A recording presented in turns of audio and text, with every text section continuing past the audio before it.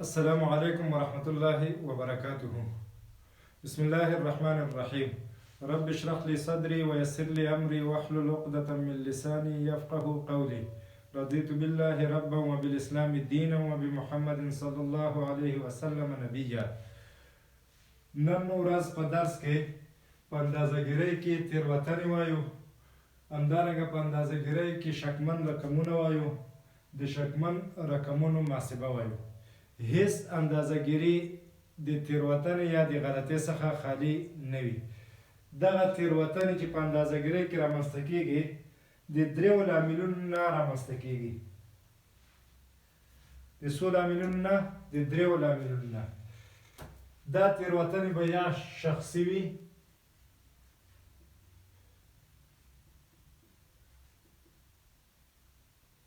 یا به سیستماتیکي وي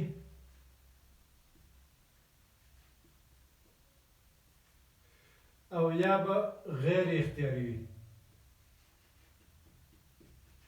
یعنی محیطي.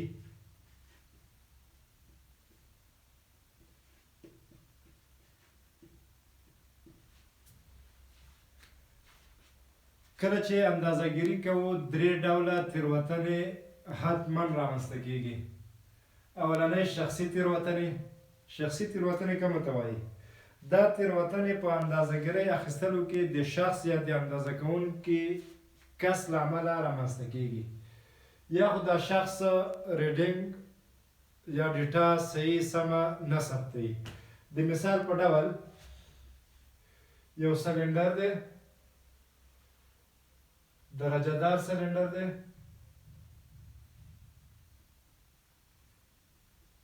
په دې کې یوه مایع پرته ده، ډک ته دې ځای پورې. شخص ورته باید عمود وګوري، دې ځای نه ورته وګوري. که چېرته دا عمود وګوري تېروتنه نه کوي، او که چېرته داسې زاویه جوړه کړي نو دا اندازهګیري غلطه کوي. یا د پاس نه ورته وګوري اندازهګیري څنګه کوي؟ غلطوي. په همدې ترتیب که تاسې د جومات دغه د دیوال سطح کتلی وي، د ښي طرف صف والا ته که فکس یوه نیمه بجه وي، د ښي طرف صف والا ته د یوه نیمې نه وخت ښکاري، 22 دقیقې د پاسه پرې ښکاري. او د چپ طرف صف والا ته 29 یا 28 دقیقې د پاسه ښکاري. ولې؟ د هغې نظر ساعت ته زاویه جوړوي، عمود نه وي. او مخامخ کس ته فکس یوه نیمه ښکاري. همدا ترتیب په دې کې هم دی. که چېرته ورته عمودن وګورې تېروتنه نه کوي، که مایل ورته وګورې ته حتما غلطي کوي. په همدې ترتیب شخص یا ممکن ذهني یا د سترګو توازن ونه لري، غلطي ورنه رامنځته کېږي. دویم ډول سیستماتیکي تېروتنه ده. سیستماتیکي تېروتنه د آلې له امله رامنځته کېږي. د کومه آله باندې چې موږ اندازهګیري کوو ممکن دې کې غلطي وي. د مثال په ډول که چېرته موږ ورنیر کالیپر استعمالوو،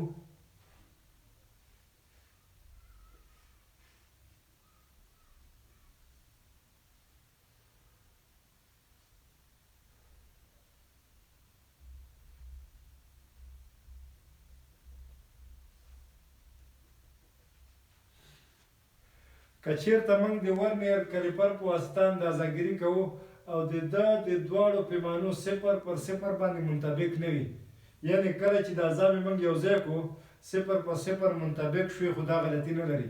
که چېرته 0 پر 0 منطبق نه شو، یا دا 0 ورنه لږ مخته و یا وروسته و، نو دا د مخکې نه صفري غلطي لري. دې ته صفري غلطي هم وایي، 0 ایرر. نو که دې کې غلطي وي او ته بیا اندازهګیري کوې نو حتما وروسته یې غلطي رامنځته کېږي. یو ساده مثال بل، که چېرته تاسې د لرګیو ټال ته لاړ وئ، هغه چې اندازهګیري کوي نو که هغې تله کې ته 10 ګرامه یا 20 ګرامه شی واچوې، هغه تله ورباندې خبرېږي نه. دې ډول غلطۍ ته شی وایي سیستماتیکي غلطي. بله ډول غلطي چې ده هغه غیر اختیاري ده. دا زموږ په اختیار کې نه ده. دا د محیط د حرارت د درجې د زیادت او د کمښت نه رامنځته کېږي.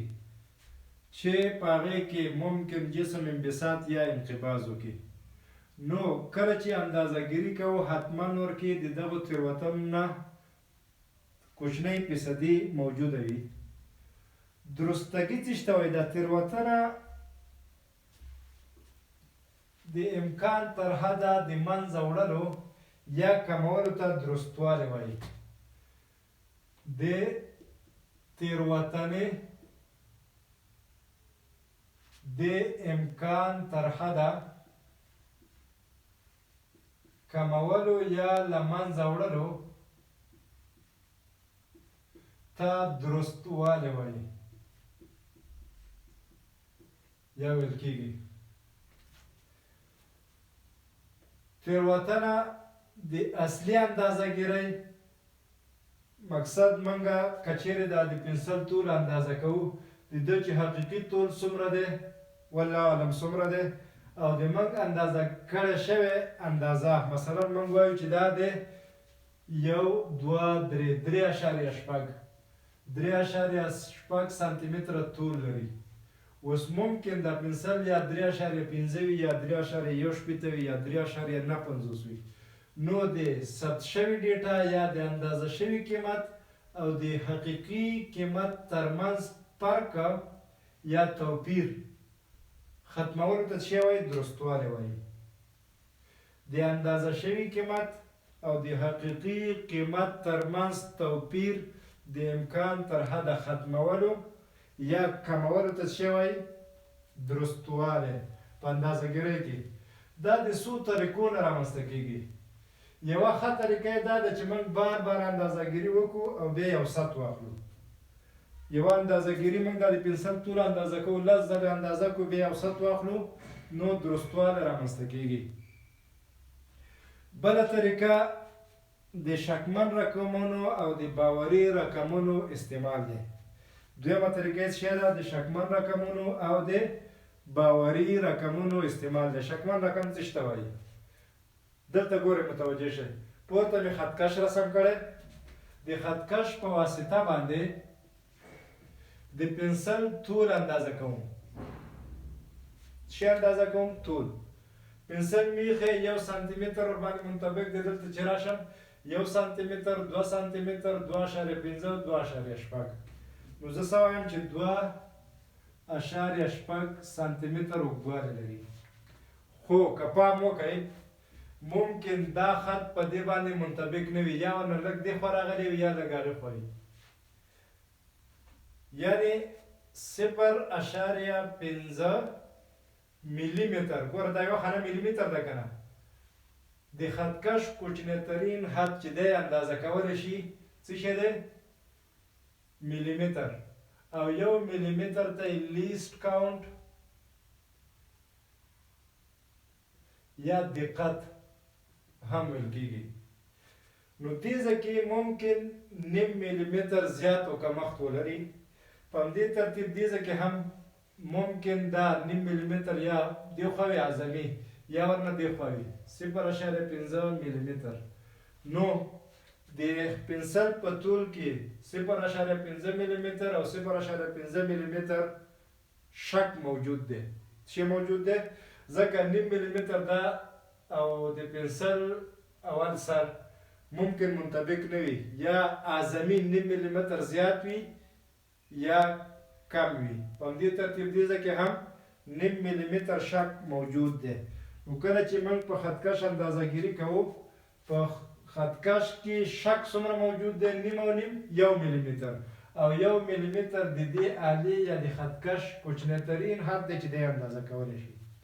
نو د هرې آلې چې اندازهګیري ورباندې کېږي د هغې کوچنی ترین حد چې د اندازه کولی شي همدغومره شک په دې اندازهګیرۍ کې موجود دی.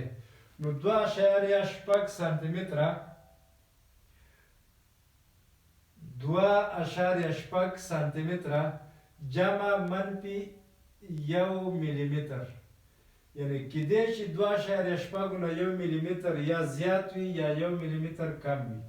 دا ملي متر که زه سانتي ته واړوم 2.6 سانتي متر جمع منفي 1 ملي متر د سانتي څومره دی؟ 0.1 سانتي متر. اوس که یو ځلې ور جمع کړم دا به شي 2.7 سانتي متر. که یو ځل ورنه دا منفي کړم دا به شي 2.5 سانتي متر. یعنې د پنسل طول د 2.5 نه کم نه دی او د 2.7 نه زیات نه دی. حتما دقیق ډول باندې د پنسل طول د 2.5 او د 2.7 ترمنځ پروت دی. خو 2.6 نه دی، ځکه امکان لري د 2.7 نه دلته ښکاري لږ باید کم دی، ممکن زیات وي، دلته ممکن زیات و کم وخېږي. نو که دقیق اندازه ګیري کوو موږ باید د شک ورسره ولیکو. 2.6 جمع منفي 0.1 سانتي متر. دا 0.1 امکان لري چې نادرستوالی ولري، اعظمي. ممکن دې نه کم وي، ممکن 0 وي، خو 1 سانتي متر پورې شک پکې کېږي چې دا به غلطي لري. نو دقیق قیمت به د 2.5 سانتي متر او د 2.7 سانتي متر مابین کې وي. 2.5 دا حد دی، 2.7 دا حد دی. نو پنسل د دوی مابین کې واقع دی. دې ته وایي شکمن رقم. او دا شکمن رقم د دې آلې په کوچنیترین حد یا لیست کاونټ پورې اړه لري. د خطکش لیست کاونټ 1 ملي متر دی، د ورنیر کالیپر د ملي متر لسمه برخه ده، یعنې 0.1 ملي متر دی، او د مایکرومتر سکریو ګیج چې دی هغه د ملي متر سلمه برخه اندازه کوي. نو د هغه شکمن رقم 0.01 ملي متر دی. دې ته وایي شکمن رقم. اوس دا محاسبه کېږي څنګه چې موږ اندازه ګیري شکمن رقم هم وپېژاندو. اوس که چېرته موږ دوه اندازه ګیرۍ کړې وي او غواړو دواړه سره جمع کړو یا یې منفي کړو، شکمن رقم څنګه کېږي ورسره؟ په جمع او منفي دواړو کې شکمن رقم جمع کېږي. څه معنا؟ که چېرته عملیه د جمع او منفي وي، اول راځو یو وایو. د مثال په ډول ما دوه اندازه ګیرۍ کړي دي. یوه اندازه ګیري A ده، بله اندازه ګیري B ده. په دې کې شکمن رقم جمع منفي دلته A دی، یا به 0.1 سانتي متر وي یا به 0.1 ملي متر وي، آلې پورې اړه لري، یا به 0.01 سانتي متر وي. په همدې ترتیب په B اندازه ګیرۍ کې شکمن رقم څومره دی؟ دلته B دی. او زه غواړم دا دواړه څنګه کوم سره جمع یې کړم. A جمع B، A جمع B، او دا موږ ته جمع مثلا سم S داسې یو عدد وي چې هغه د A اندازه ګیرۍ او د B اندازه ګیرۍ شی مجموعه وي. نو په S کې به شکمن رقم څومره وي؟ په S کې به شکمن رقم څومره وي؟ جمع منفي دلته S، دا به څومره وي؟ اول راځو ګورئ د مثال په ډول S جمع دلته S، یعنې اعظمي قیمت یې دا به د A اعظمي قیمت وي، یعنې A جمع دلته A، او د B به هم اعظمي قیمت وي، B جمع دلته B. اعظمي قیمتونه مکزیمم. که دا موږ مخته ویسو A جمع B جمع دلته A جمع دلته B، اصغري قیمت به څومره وي؟ مینیمم S منفي دلته S به څومره وي؟ دواړه سره جمع کوو نو A به اصغري وي، A منفي دلته A. دا منفي مې ځکه ولیکله هره اندازه ګیرۍ لکه موږ دلته مخکې لیکلو چې 2.6 جمع منفي 0.1 سانتي متر. اوس یو ځل که جمع کړي ورسره 2.1 راځي، که یو ورنه منفي کړي 2.5. دی اصغري قیمت دی، مینیمم دی، او دی څه شی دی؟ مکزیمم دی. په همدې ترتیب اس هم مکزیمم او مینیمم لري. مکزیمم هم پیدا کړو دا څه دی؟ اوس یې مینیمم پیدا کوم. نو مینیمم چې پیدا کوم هغه به هم اصغري قیمت ولري، دا به هم اصغري قیمت ولري، یعنې A منفي دلته A جمع B منفي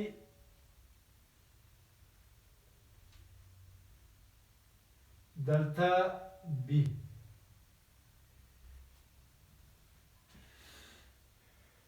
دا بشي A منفی دلتا A جمع B منفی دلتا B.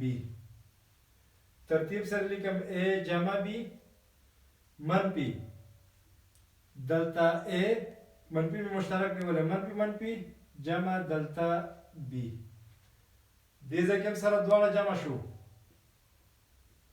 دلته هم سره څنګه شو دواړه جمع شو. نو په جمع کې دغه شکمن رقمونه څنګه کیږي جمع کیږي. منفي ته راځو.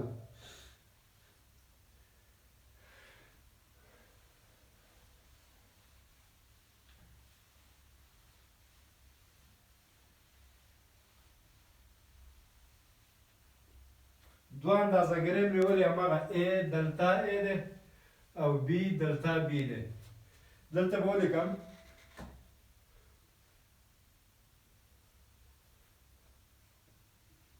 جمع کې شکمن رقمونه جمع کیږي.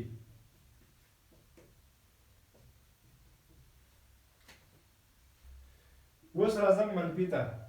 که چیرته اندازهګیري موږ کړې وي ځواب A وي او شک یا شکمن رقم ورکړي یو کوچنی عدد دلتا A وي او دویم اندازهګیري شوي وي B شکمن رقم ورکړي څومره وي دلتا B وي او غواړو دواړه سره منفي کړو یا تفریق یا تفاضل پیدا کړو. تفاضل یا ډیفرنس مثلا D جمع منفي دلتا D په دې کې به شکمن رقم D وي او دا به مساوي څو سره وي A منفي B وي. A منفي B اندازه ګیری. دې ته وروسته راځم. D د موږ حاصل تفریق وي او دواړه اندازه ګیری هم څنګه کړي وي د A نم B منفي کړي وي. اوس راځو په دې کې شک څومره دی یا شکمن رقم څومره دی. اول راځو د D مکزیمم پیدا کوو اعظمي قیمت د شک اعظمي قیمت دا مساوي کیږي ټولو کې اعظمي A د دوو عددونو تفاضل څه وخت اعظمي کیږي چې د لوی نه کوچنی منفي کې د لوی نه کوچنی یعنی A باید اعظمي شي A جمع دلتا A او B باید څنګه شي اصغري شي B منفي دلتا B. په دې ځای له فکر وکړئ که چېرته A منفي دلتا A کو دا B طرف ته راځي او B جمع دلتا B کو دا A ته ورځي نو تفاضل بیا کوچنی کیږي. د مثال په ډول شپږویشت جمع منفي 0.1 دې ته اعظمي چې کوش 2.8 کنه پنسل سانتی متر جمع منفي 0.1 سانتی متر دا پکې شک موجود و. اوس د دې اعظمي سو د 2.1 اصغري سو د 2.5. که یو بل عدد موږ پیدا کړی د مثال په ډول 3.1.2 وي خو تفاضل ورکړي څو هغه شکمن رقم ورکړي څومره وي 0.1 سانتی متر وي. د دا اعظمي به څو شي 1.3 اصغري به څو شي دا چې ورنه منفي کړي 1.1. اوس د دې اندازهګیرۍ اصغري تفاوت او اعظمي تفاوت پیدا کوو. اعظمي دې وخت هغه وخت کې راځي چې د A جمع نه کوچنی ترین منفي کړي یعنی د لوی ترین نه کوچنی ترین منفي کړي. باید د A سره دلتا A جمع شي د B نه دلتا B څنګه شي منفي شي. نو موږ ته دلتا D مکزیمم راکوي جمع دلتا D. دا به شي A منفي B جمع دلتا A منفي منفي جمع دلتا B. دا به شي A منفي B جمع دلتا A جمع دلتا B. نو په اعظمي کې دواړه جمع شو. اوس یې اصغري پیدا کوم مینیمم یعنی D منفي دلتا D کوچنی ترین کوچنی ترین څه وخت رامنځته کېږي چې د کوچني نه لوی منفي کېږي. څه وکړي؟ د کوچني نه لوی منفي کېږي. یعنې د ا په ځای به ولیکو ا منفي دلتا ا منفي بي جمع دلتا بي، یعنې بي به ورنږدې شي او ا به کوچنی شي. ا به بي طرف ته رانږدې شي، بي به ا ته ورنږدې شي. نو تفاضل به څنګه وي؟ کوچنی ترین. دا که موږ عملیه مخته یوسو ا منفي دلتا ا منفي بي منفي منفي منفي ضرب جمع منفي دلتا بي، ترتیب باندې ا منفي بي منفي مشترکه دا بشي دلتا ا منفي مشترکه نیول دا به جمع راشي دلتا بي. ګوره منفي چې دې ته ور ضرب کې منفي راځي، منفي چې دې ته ور ضرب کې منفي راځي. دلته منفي ده، دلته منفي ده. د دلتا ډي په ضد شی شو دلتا ا جمع دلتا بي. د دلتا ډي په ضد شی شو دلتا ا جمع دلتا بي. نو په منفي کې هم دغه شک څنګه کېږي؟ جمع کېږي سره. څنګه کېږي؟ جمع کېږي سره. کوم چې په جمع کې شکمن رقمونه جمع کېدل، تفریق کې هم سره جمع کېږي. نو اولنی قانون په شکمن رقمونو محاسبه کې څه شو؟ که چېرته عملیه جمع او منفي وي نو شکمن رقمونه باید جمع شي. دا نه چې جمع کې شکمن رقم جمع کوي او په منفي کې شکمن رقم څنګه کوي؟ منفي کوي. نه، په منفي کې هم شکمن رقم سره جمع کېږي. اوس راځو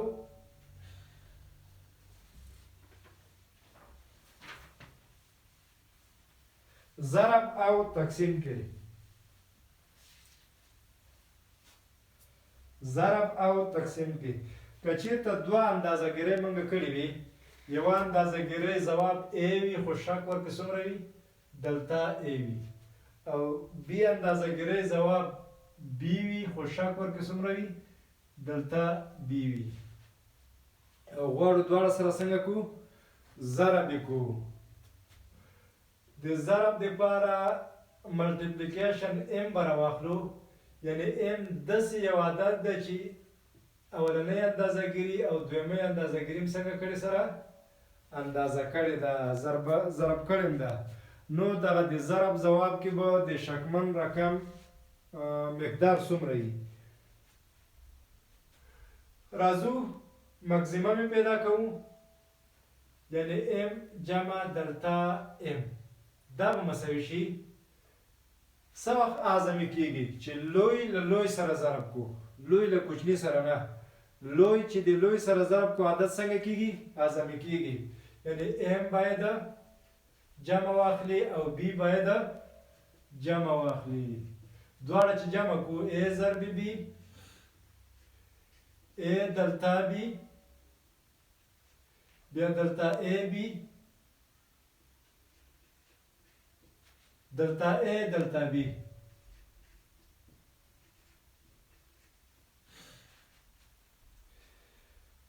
دغه دلتا ا او دلتا بي دا ډیر کوچني دي ځکه دا د آلې کوچنی ترین قیمت دی. لکه په پنسل کې موږ 0.1 سانتي متر و 0.1 سره چې ضرب کړي دا ډیر کوچنی کېږي. دا حد څنګه کېږي؟ ډیر کوچنی کېږي. نو د دې نه صرف نظر کوو. څه کوو؟ صرف نظر. دا به شي ا بي او دا به څنګه شي؟ جمع ا دلتا بي جمع بي دلتا ا. دا یې اعظمي قیمت شو.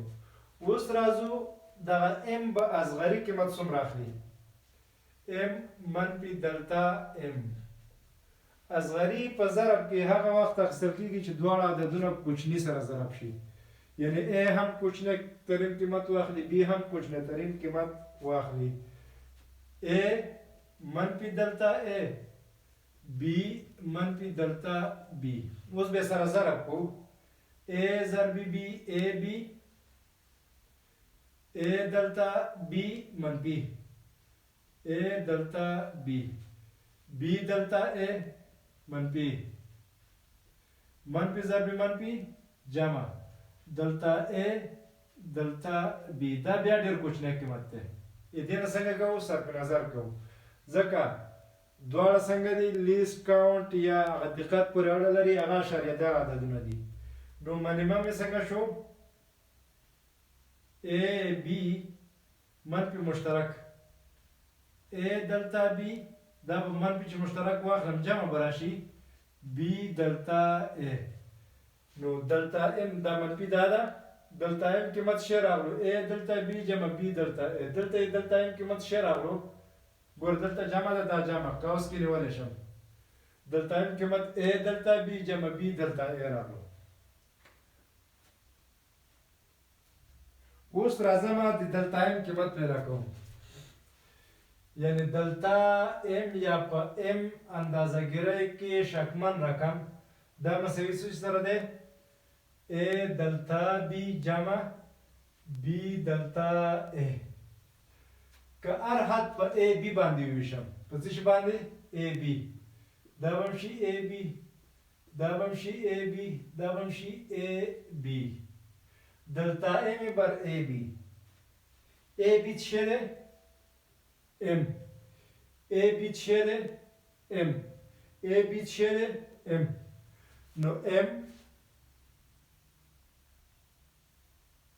دلتا M بر M د A B په ځای مې ولیکو A به د A سره اختصار شي B به د B سره اختصار شي مخکې وروسته لیکم دلتا A بر A دلتا A بر A جمع دلتا B بر B.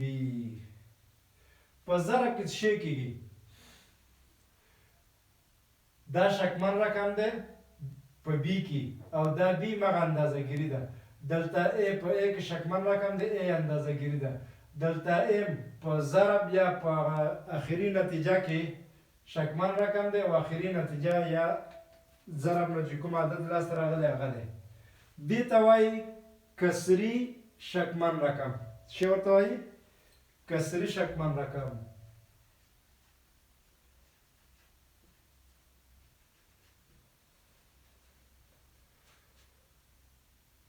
په زیاترو محاسبو کې موږ د کسري شکمن رقم نه استفاده کوو. بله یوه طریقه دا ده که چیرته دا کسري شکمن رقم فیصدۍ ته واړوو نو دا به څه شي دلتا M بر M ضرب سل بر سل فیصدۍ ته اړوم دلتا A بر A ضرب سل بر سل جمع دلتا B بر B ضرب سل بر سل یعنی هر حد می سل بر سل کې څنګه کړو ضرب کړو دا به ور ضرب چې دا فیصدۍ ته واوړي دلتا M بر M ضرب سل بلې فیصدي مساوي کېږي دلتا A بر A ضرب سل بل به څه شي فیصدي جمع دلتا B بر B ضرب سل او مخرج کې سل به څه ته واوړي فیصدۍ ته. په خلاص ډول ویلی شو که چېرته موږ اندازهګیري کړې وي او په هغې کې شکمن رقمونه وي یعنې اولنۍ اندازهګیرۍ کې شکمن رقم دلتا A وي او په دویمه اندازهګیرۍ کې شکمن رقم دلتا B وي او موږ غواړو دواړه سره ضرب کړو د شکمن رقم محاسبه څنګه کېږي A او B به ساده سره ضرب کړو. اوس په دغه M چې لاسته راغلی د A او B نه په دې کې څومره شک موجود دی دې پیدا کول دپاره د دبم کسری شکمن رقم پیدا کو دواړه به سره جمع کو نو دغه د دواړو مجموعه په دې کې شکمن رقم دی یوه طریقه. دویمه طریقه د دې شکمن رقم به د دې کې فیصدي پیدا کو په د B شکمن رقم به په B کې فیصدي پیدا کو دواړه فیصدیانې به جمع کو کلم چې جمع کړي د اخري نتیجې د شکمن رقم فیصدي ښایي څه ښایي فیصدي وي یعنې په جمع او منفي کې شکمن رقمونه ساده سره څنګه کېدل جمع کېدل. په ضرب کې څنګه شو په ضرب کې فیصدي پیدا کېږي فیصدیانې سره جمع کېږي یا په ضرب کې کسری شکمن پیدا کیږي او کسری شکمن رقمونه څنګه کیږي سره جمع کیږي. و به لیکم. دویم په ضرب کې د شکمن رقم سلنه پیدا کیږي.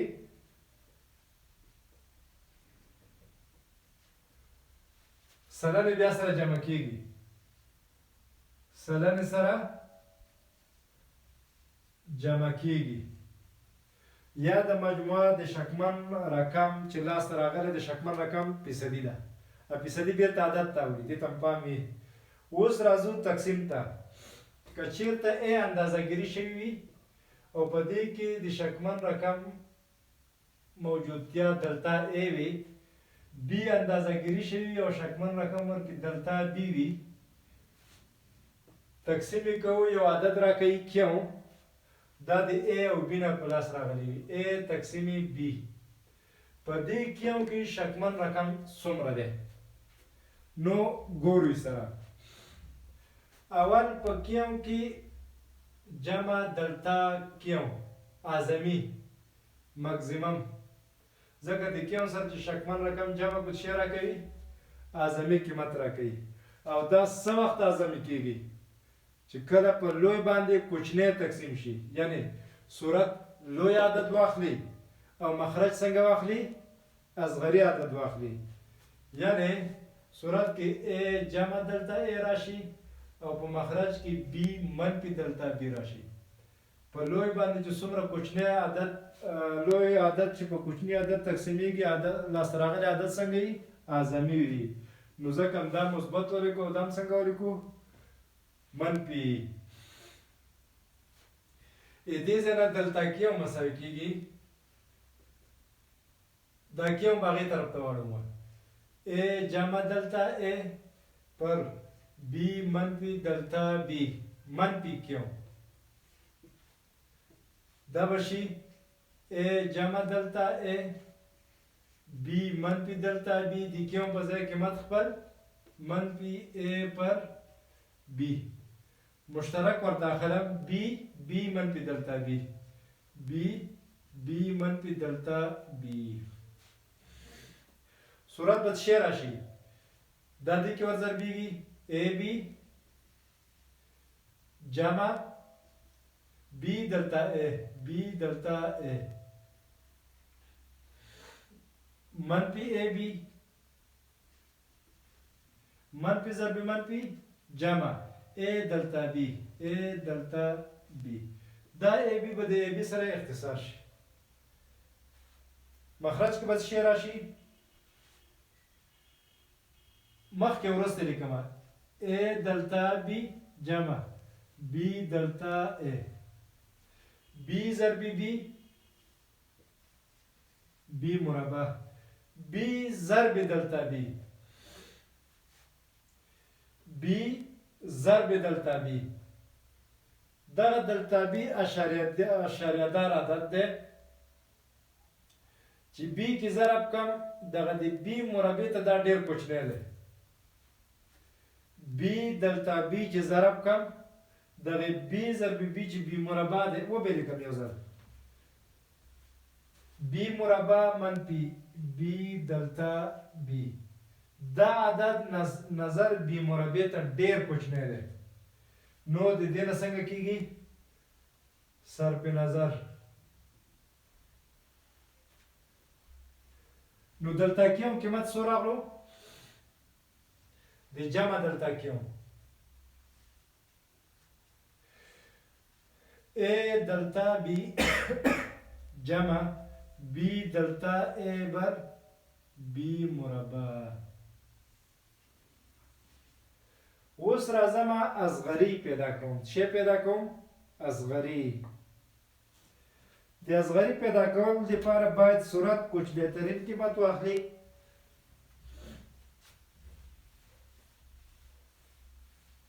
او مخرج اعظمي قیمت واخلي تر څو قیمت موږ ته څه راشي؟ کوچنی. یعنی مینیمم کیو منفي دلتا کیو دا مساوي کیږي صورت باید اصغري قیمت واخلي یعنی دغه A باید کوچنی ترین قیمت واخلي B اعظمي قیمت واخلي دا به شي A منفي دلتا A او B جمع دلتا B د دې ځای نه به منفي دلتا کیو مساوي شي A منفي دلتا A پر B جمع دلتا B کیو چې هغې خواړم به منفي کیو دا مساوي کیږي دا ځای دلته کم دی مخته ځم دا په خپل ځای لیکمه A منفي دلتا A پر B جمع دلتا B د کیو په ځای A پر B لیکم منفي A پر B مخرج ورته نیسمه B جمع دلتا B صورت کې به څه شی راشي AB منفي B دلتا A منفي ضرب جمع منفي AB منفي ضرب جمع منفي A دلتا B دا AB به د AB سره بیا اختصار شي څو به راشي منفي مشترکه دلته لیکم چې B دلتا A جمع A دلتا B ګوره منفي چې ورضرب کوم دا منفي کوي منفي چې ورضرب کوم دا منفي کوي نو منفي مې مشترکه نیولې ځکه دغه منفي جمع شوه دا به شي B مربع جمع B دلتا B دا قیمت نظر B مربع ته ډیر کوچنی دی نو د دې نه څنګه کوم صرف نظر د پام وړ نه دی اوس د منفي دلتا کیو قیمت څو راغلو دې طرف کې منفي دلتا کیو منفي و د منفي سره لاړ شي بیا د دلتا کیو قیمت B دلتا A جمع A دلتا B پر B مربع شو دلته د دلتا کیو قیمت څه دی B دلتا A دلتا B پر B مربع نو په دواړو کې یو شی قیمت راغلو د دلتا کیو په ځای قیمت وضع کوم مخته ځم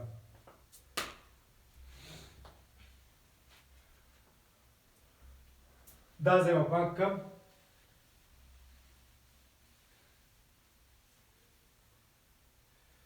د دلتا کیو قیمت څو شو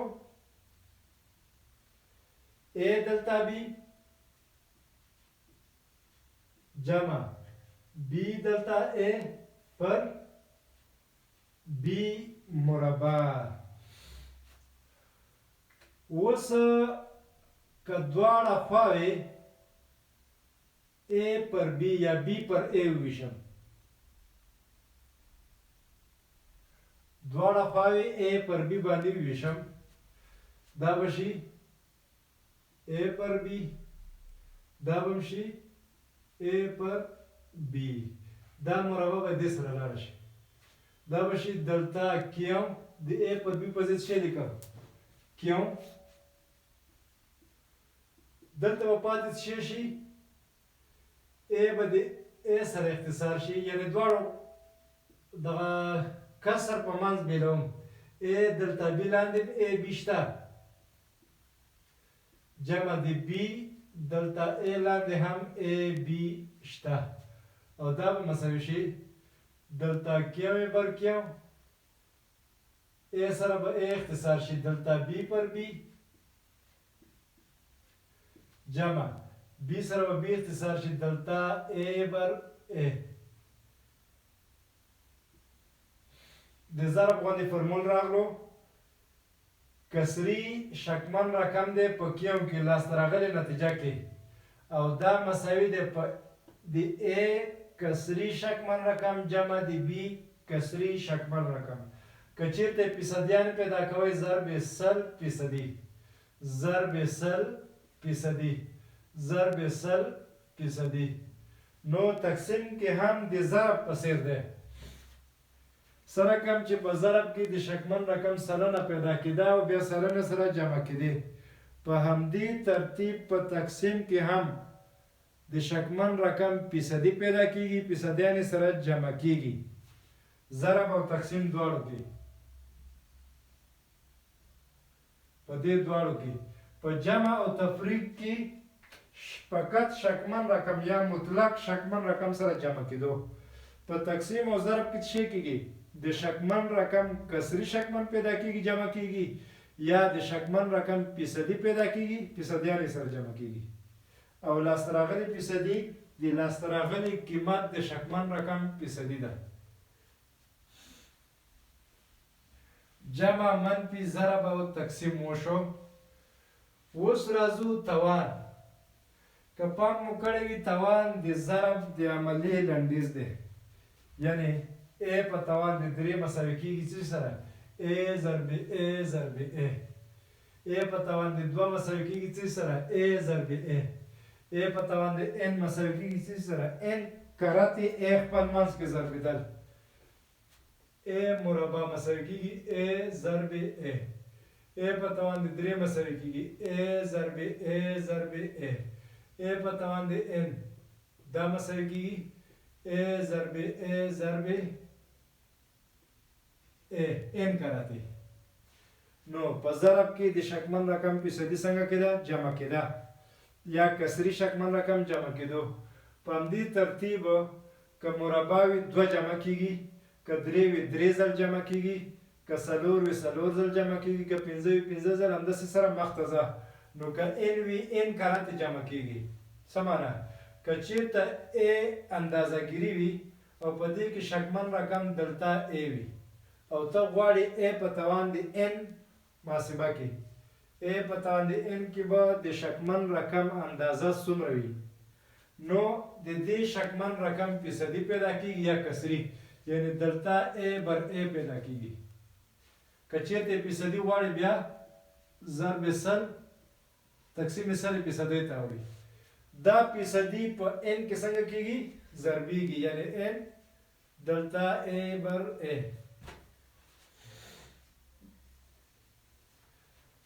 په a په توان د n کې شکمن رقم څومره دی؟ n کراتې دلته a بر a دی، یا n سره د دلته a بر a، یا په a کې د شکمن رقم فیصدي په n کې څنګه کېږي؟ ضربېږي. مثالونو کې بیا وروسته تشریح کېږي. همدا ترتیب توان هغه جذر هم دی. که چېرته داسې وي دا بیا موږ داسې لیکو چې a په توان د 1 بر 3 د دې د شکمن رقم فیصدي پیدا کېږي. که ټول مکمل ولیکو a جمع منفي دلته a ولیکو، دا به شي a جمع منفي دلته a کل توان د 1 بر 3. اوس عملیه څنګه کېږي؟ دا a به ځان ته محاسبه کړې، دا به ځواب شي. څه شی به شي؟ ځواب. د دې دلته a د اندازهګیرۍ دپاره به ته دلته a بر a ضرب 100 فیصدي پیدا کړي. څه پیدا کړي؟ فیصدي.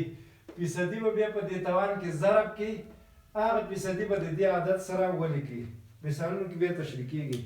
یعنی که چېرته یو عدد توان ولري، که هغه جذر وي که ساده توان وي، که کسري توان وي او که ساده توان وي، په اندازهګیرۍ کې چې څومره شکمن رقم دی د هغه فیصدي پیدا کېږي. فیصدي بیا د توان کې ضربېږي. اخري نتیجه کې به همدغومره فیصده شکمن رقم موجود وي. که چېرته محاسبه اوسط اخیستل وي بیا څنګه کېږي؟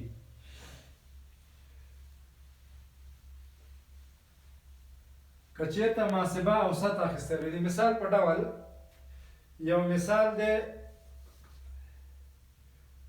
6 کمیتونه د مایکرومتر په واسطه د یو سیم د قطر په میلیمتر اندازه شوي دي. هغه 1.0 1.22 1.23 1.19 1.22 او 1.22 او 1.21 1 2 3 4 5 6 شپږ ځل ریډینګ هم کړی دی. قیمتونه چې راغلي 1.0 1.22 1.23 1.19 1.22 او 1.21 غواړو د دې اوسط پیدا کړو. په اوسط کې به شکمن رقم څومره وي؟ طریقې ته لږ متوجه شئ. اول باید اوسط پیدا کړو. څه پیدا کړو؟ اوسط د دې عددونو د اوسط پیدا کول دپاره خو طریقه درته زده ده 1.0 جمع 1.22 جمع 1.23 جمع 1.19 جمع 1.22 جمع 1.21 تقسیم څو 1 2 3 4 5 شپږ دا چې تاسو په کالکولیټر سره جمع کوئ په شپږو وویشئ تاسو ته به ځواب درکړي 1.21 واحد خو ملیمتر و که نه ځکه په مایکرومتر سره اندازهګیري شوې وه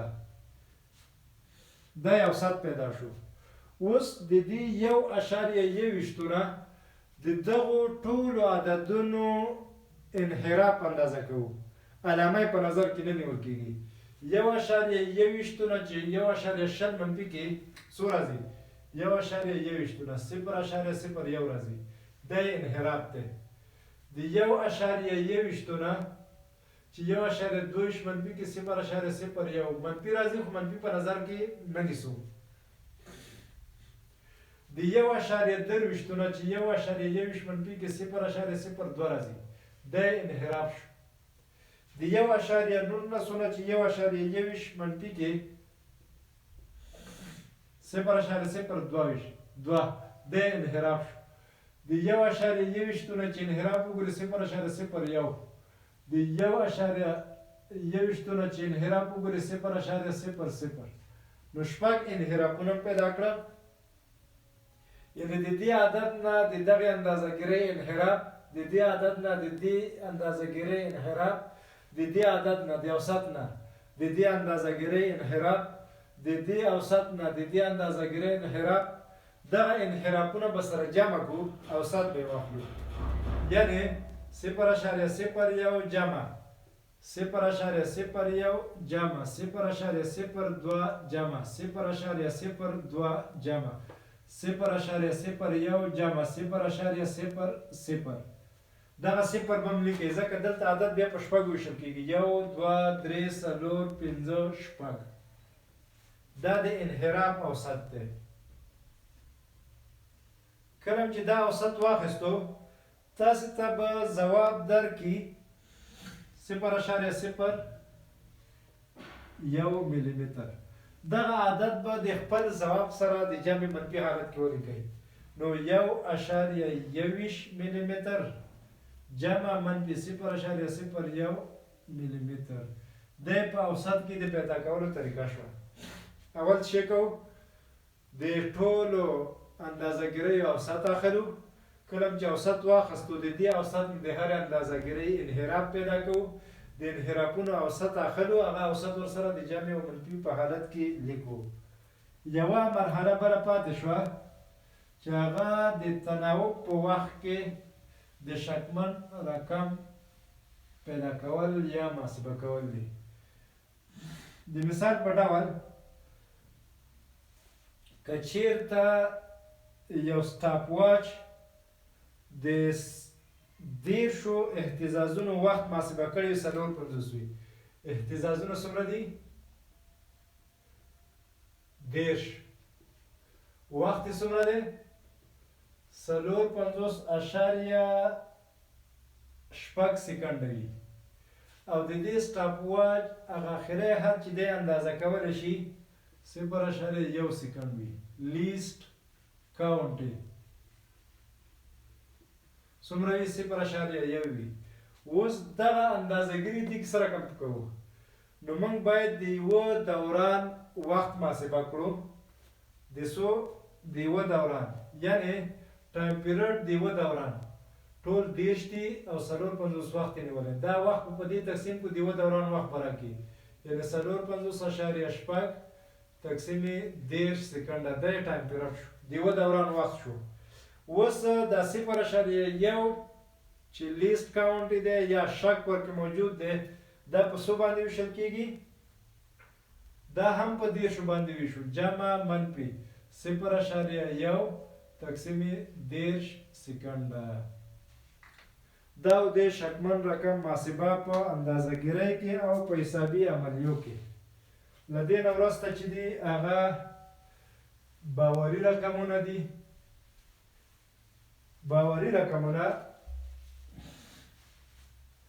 د غلطۍ یا د تېروتنې د ختمولو یا د امکان تر حده کمولو لپاره د باوري رقمونو نه استفاده کیږي. باوري رقمونه څه ته وایي؟ په مثال کې به یې تشریح کړو. هماغه مثال خطکش دی.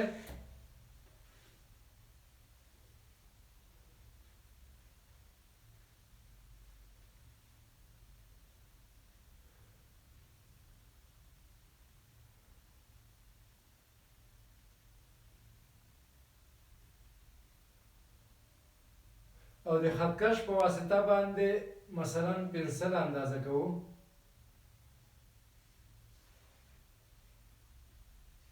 صفر، یو، دوه، درې سانتي متر. د پنسل اندازهګیري که پام مو کړی 5 پورې نه ده رسېدلې، د 4 نه وخت. ګورئ خطکش تر 2.4 پورې اندازهګیري کوي، خو د پنسل څوکه د 4 نه وخت او 2.5 ته څه ده نه ده رسېدلې. هر هغه عدد چې د خطکش نه مستقیما اندازه کېدلی شي 2.4 جمع یوه فیصله د اندازه کوونکي ذهني فیصله چې دا به د 4 او د 5 مابین کې وي، یا به وخت وي یا به څنګه وي. مثلا دلته یا لیکي 40 یا لیکي 40 یا د ځان نه دلته فیصله کوي وایي 49 یا څو. یعنې دا 2.4 د خطکش نه مستقیما ولوستل شو، د 2.4 نه د پنسل نوکه وخت وه ویوي چې دا 5 ته ورنږدې ده، تقریبا 49. دا د اندازه کوونکي ذهني فیصله ده.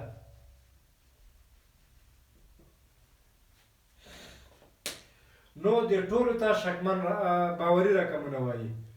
باوري رقمونه څه ته وایي؟ هر هغه رقمونه چې د آلې نه مستقیما اندازه شوي وي جمع یو شکمن رقم یا د اندازه کوونکي ذهني فیصله، دا عبارت د څه نه دي؟ د باوري رقمونو نه دي. دلته اوس باوري رقمونه څو دي؟ 1، 2، 3 باوري رقمونه دي. نو اندازه کوونکی وایي چې 2.49 سانتي متره د پنسل طول دی. په دې کې 2.4 چې دي دا دقیق دي، د 2.4 نه پنسل لږ اضافه و دا د اندازه کوونکي ذهني فیصله ده. نو دې ته وایي باوري رقمونه. په زیاتره اندازهګیرۍ کې د باوري رقمونو نه استفاده کیږي. اوس دې دپاره خپل اصول دي. که یو چا ولیکل چې 2.00 نیوټن، دا څه معنا لري؟ دا قوه په داسې یوه آلې اندازه شوې ده چې 0.1 نیوټن اندازه کولی شي، د نیوټن 10مه برخه اندازه کولی شي. او دا د اندازه کوونکي ذهني فیصله ده. یعنې اندازه کوونکی وایي چې دا قوه مستقیما په د 2 نیوټنو باندې منطبق وه، مخکې وروسته یا کمه او زیاته ماته نه لیدل کېده. نو که لیکل داسې مثلا 1.000 کیلوګرام، دې څه معنا؟ په دې کې اندازه کوونکی وایي په داسې آله یې اندازهګیري کړې ده چې هغه د کیلوګرام 1/3 برخه اندازه کولی شي. څومره برخه؟ 1/3. او د 1/3 برخې نه آخري صفر چې دی هغه وایي چې د دغې 100 ګرامو یا د 1 کیلوګرام منطبق و په څه شي باندې؟ په آخري حد باندې. دې نه اضافه او کم ماته نه لیدل کېدو. دې ته وایي باوري رقمونه. اوس باوري رقمونه کوم دي؟ ټول صفرونه 0.0003 دا صفرونه چې چپ طرف ته دي دا باوري رقمونه نه دي. 93 1 2 باوري رقمونه لري. 0.8 دا صفرونه چې د عدد نه بعد شروع شوي باوري رقم دی. 1 2 3 4 دا باوري رقم دی. په همدې ترتیب 300.40 کولی کو. په ریاضي کې دا نه لیکي صرف 4 لیکي، خو اندازه ګیری کې دا 0 لیکي، دا مفهوم لري. په دې کې باوري رقمونه څو دي؟ 1 2 3 4 5. 5 باوري رقمونه دي. اوس که چېرته چا داسې ولیکو چې 10,000 کیلوګرامه، په دې دا اوس مبهم حالت دی چې دا صفرونه باوري رقمونه دي او که نه دي. معلومات اوس موږ ته نه کوي چې د اندازهګیري په کیلوګرام شوې ده، په ګرام شوې ده، په څه سره شوې. دې په خاطر چې د ابهام رفع شي، دا باید په علمي روش ولیکل شي او بیا د اندازهګیرۍ لحاظ ورکې وساتل شي. که چېرته اندازهګیري داسې ونه وبلکې چې 10 په توان 1 2 3 4، که اندازهګیري نور هم دقیقه ونه وبلکې 1.00 ضرب 10 په توان 4. دا په دې معنی چې دغه آلې د کیلوګرام سلمه برخه اندازه کولی شوه. که چېرته آلې د کیلوګرام زرمه برخه اندازه کولی شوه، بیا به داسې ولیکو چې 1.00 ضرب 10 په توان 4. اوس په ریاضي کې دا ټول یو شی دي، خو په فزیک اندازهګیرۍ کې دا په آله پورې اړه لري. دلته آله چې ده دا د کیلوګرام اندازه کولی شي او وایي چې فکس 1 کیلوګرام و، 10 په توان 4 یعنې 10,000 کیلوګرام و. دا د کیلوګرام لسمه برخه اندازه کولی شي. دا برخه اندازه کولی شي، دا فیصله ده. یعنې د آله د کیلوګرام لسمه برخه اندازه کولی شي او وایي چې یو پر بل منطبق و. دلته آله د کیلوګرام سلمه برخه اندازه کولی شي، 2 صفره. دا د اندازه کوونکي ذهني فیصله ده. نو دې ته وایي باوري رقمونه. او په اندازهګیرۍ کې یا ضرب تقسیم جمع منفي کې محاسبه کېږي څنګه؟ که چېرته ته 2 عددونه یا 2 اندازهګیرۍ 1.00 2.495 3.0 دا 3 عددونه جمع کې اخري کې چې کوم عدد راځي 5.94.6، ته به په اخري اندازهګیرۍ کې تر ټولو کوچنی ترین باوري رقمونه لیکي چې هغه څو دي؟ 3 2 1 2. ته به دا لیکي، دا راونډ اپ به کې 6.5 به ولیکي، دغه به نه لیکي. یعنې که چېرته ته محاسبه کوي د اخري ځواب باوري رقمونو شمېر به د اولنیو کې تر ټولو کوچنی ترین باوري رقمونه ولري، د هغې په اندازه به وي. الله دې وکړي چې اخذ مو کړی وي. په دې کې مثالونه حلیږي انشاءالله، هغې سره به هم نوره زده کړه وشي. دا وه اندازهګیري. په اندازهګیرۍ کې تېروتنه، په اندازهګیرۍ کې درستوالی. څو شیان ویل شوه؟ په اندازهګیرۍ کې تېروتنې د 3 شیانو نه رامنځته کېدلې: د شخص نه، د آلې نه او د محیط نه. په اندازهګیرۍ کې نایقینتیا یا شک یا شکمن رقمونه وو، او هغه څنګه محاسبه کېدل؟ وموي چې په جمع او منفي دواړو کې جمع کېږي، په ضرب تقسیم او توان کې فیصدۍ پیدا کېږي، فیصدۍ سره جمع کېږي، او په تناوب وخت کې د اهتزازونو په شمېر باندې څنګه کېږي؟ تقسیمیږي. باوري رقمونه وي هر هغه ارقام چې د آلې نه مستقیما اندازه کېږي، جمع یو دي، اندازه کوونکي فیصله، دغې ته باوري رقمونه وایي. او په محاسبه کې مو وي چې د اخري ځواب د باوري رقمونو شمېر به د هغه په اندازه وي چې اوایلو کې یا هغه اولنیو عددونو کې یا محاسبو کې تر ټولو کوچني باوري رقمونه ولري. تېروتنه مو وي اندازهګیرۍ کې.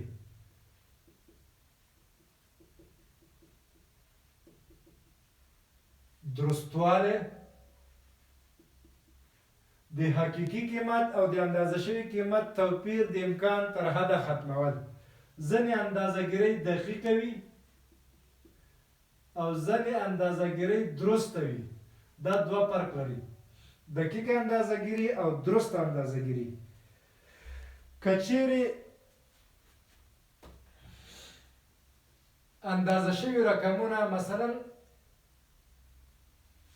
یو طول اندازه کو د حقیقي فرض کوي قیمت دا حد دی، او موږ اندازهګیري اخلو، یو ځل دا قیمت راکوي، بل ځل دا، بل ځل دا، بل ځل دا، بل ځل دا، بل ځل دا، کله دا.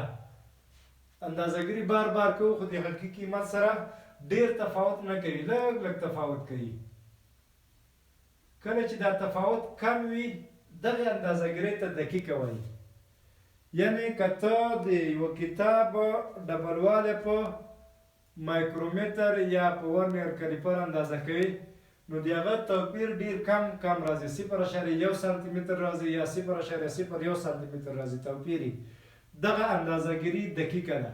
خو که ته ګاډي کې کینې او سرک اندازه کوي په سپیډ میټر سره هلته واحد کیلومتر دی، هغه که اندازهګیري ته کوي یا به نیم کیلومتر زیات راځي یا به څه کم 1 کیلومتر یا په باندې 1 کیلومتر یا په کم 1 کیلومتر. دغه اندازهګیري دقیقه نه ده. دا اندازهګیري دقیقه نه ده، خو ممکن دا ډیره درسته وي، ممکن دا ډیره درسته وي. دا فرق لري.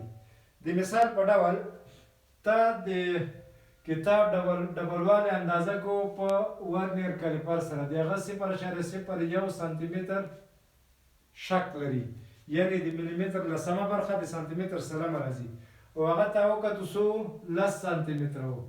د کتاب ډبلوالی څومره راغلو؟ 10 سانتي متره. په دې کې به کسري شکمنتیا څومره وي؟ 0.001 سانتي متر. یعنی په پی سانتي متر کې به دومره شک موجود وي. هر سانتي متر کې به د سانتي متر زرمه برخه څنګه وي؟ شک موجود وي. اوس راځه تا سرک اندازه کړی د خوست نه تر کابله پورې او دا وختو 500 کیلومتره. په 500 کیلومتر کې سپیډ میټر څومره غلطي لري؟ 1 کیلومتر. اوس په پی کیلومتر کې به اندازهګیري څومره وي؟ دا به لږ اسانه، مثلا 1000 کیلومتره وختو. څومره؟ 1000 کیلومتر یا 10,000 کیلومتر چې دا تفاوت یې لږ زیات شي. اندازهګیري د سرک د اندازه کړو 10,000 کیلومتر، خو د سپیډ میټر غلطیا یا شک څومره راتلو؟ 1 کیلومتر. ممکن د ابتدا نه نیم کیلومتر غلطي اعظمي ولري، ممکن اخري کې نیم کیلومتر اعظمي غلطي ولري. نو په دې کې پی کیلومتر شک څومره راځي؟ 0.0001 کیلومتر. نو په دې کې شک نظر هغې ته ډیر کم دی په پی کیلومتر کې. دا نظر هغې ته درست دی خو دقیق نه دی. دقیق دا دی، درست دا دی. درستوالی او دقیقوالی فرق لري. دقیقوالی چې اصلي قیمت سره یې ته ډېر اندازهګیري کوي او همدغه یو شی اندازه کوي. دغه هره اندازهګیري د حقیقي قیمت سره نږدې قیمتونه واخلي، دا پریسایز دی، دقیق دی، خو درستوالی وروسته معلومات کېږي. او که چیرې بار ته اندازهګیري کوي او هغه د حقیقي قیمت نه لرې قیمتونه اخلي، هغه پریسایز نه دی. درستوالی وروسته د حقیقي قیمت او د اندازه شوي قیمت ترمنځ توپیر یا په پی واحد پی کیلومتر کې څومره تغیر کوي، دا په دې پورې اړه لري. نو الله دې وکړي درس باندې پوه شوي وئ. والسلام.